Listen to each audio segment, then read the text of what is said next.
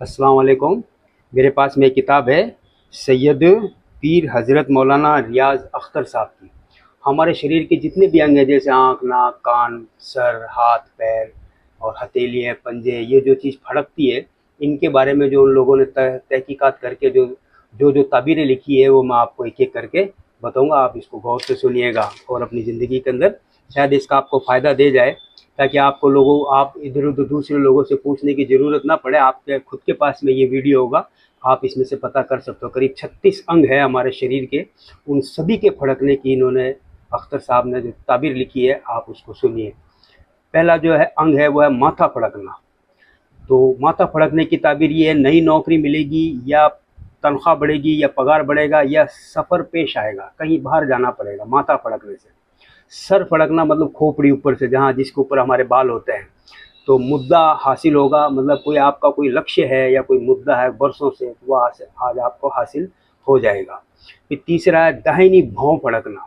ये भौवें हैं जो हमारी, ये दाहिनी तरफ से अगर फड़क रही है तो नौकरी मिलेगी या नफ़ा होगा आपको। और बाईं भौं फड़क रही है तो विरासत मिलेगी या माल हाथ आएगा। मतलब दोनों भौवें फड़कने से आपको फ़ायदा ही होगा।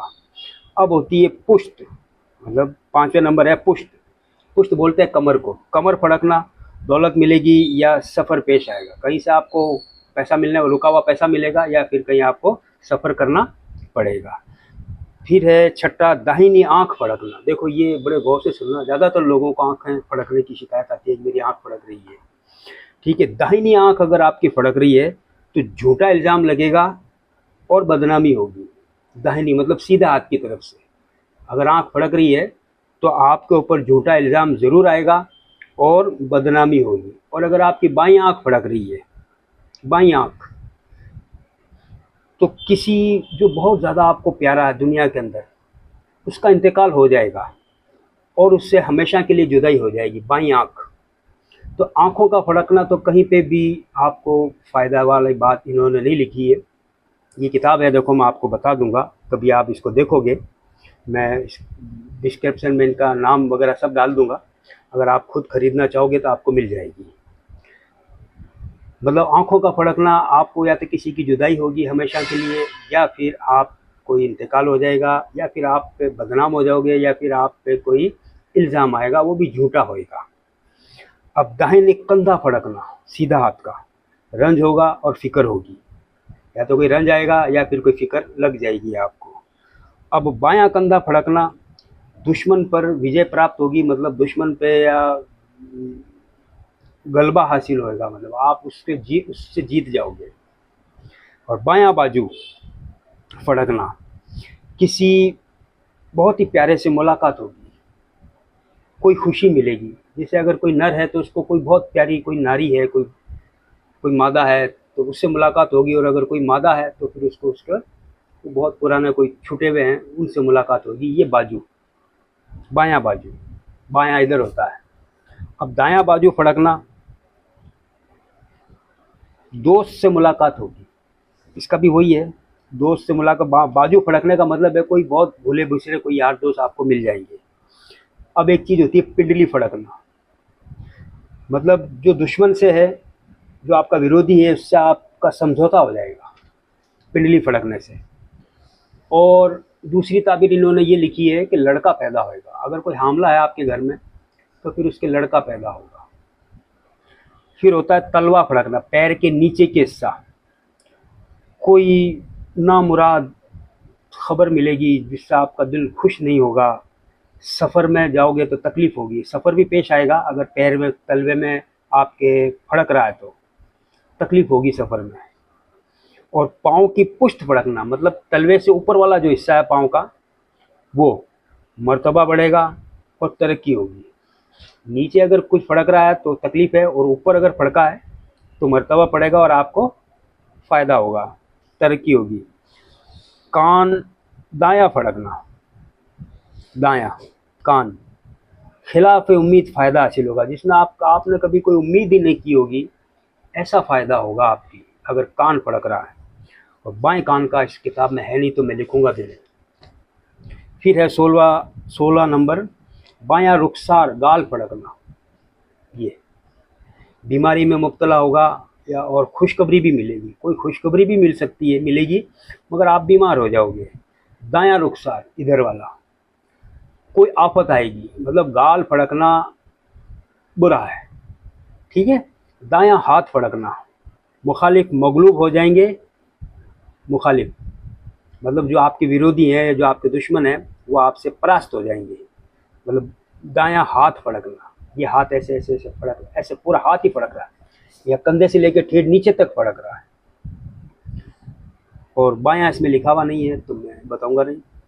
और दाई बगल फड़कना, दाई दाहिना हाथ ये है, ये हमारी बगल है, ये फड़क रही है तो दौलत हाथ आएगी, बहुत अच्छी बात इसकी ताबीर है।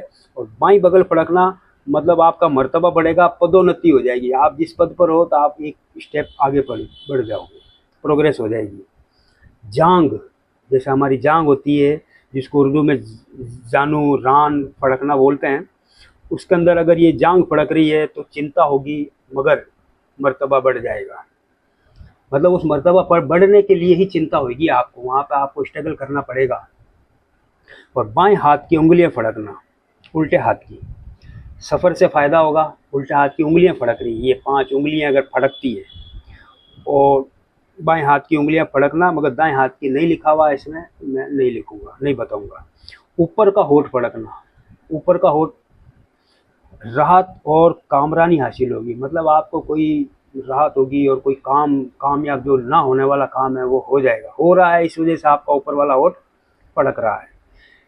फिर नीचे का होठ फड़कना, दोस्त से मुलाकात होगी, कोई पुराना भूला बिसरा जिसे आप चाहते हो या चाहती हो, तो वो आपको दूर से ही कहीं नजर आ जाएगा।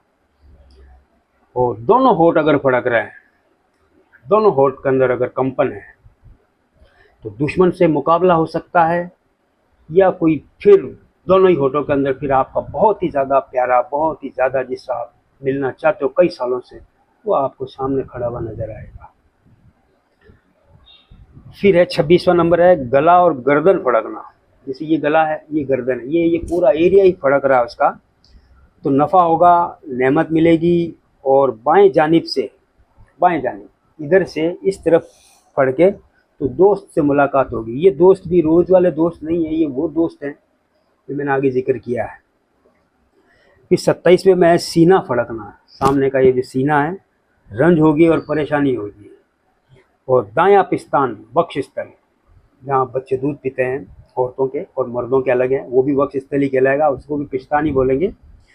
कि दायां पिस्तान अगर फड़क रहा है, दायां सीधा हाथ वाला, गम होएगा और रंज होएगी, मतलब वो पर तकलीफ है, उसको गम हो सकता है, फड़क रहा है।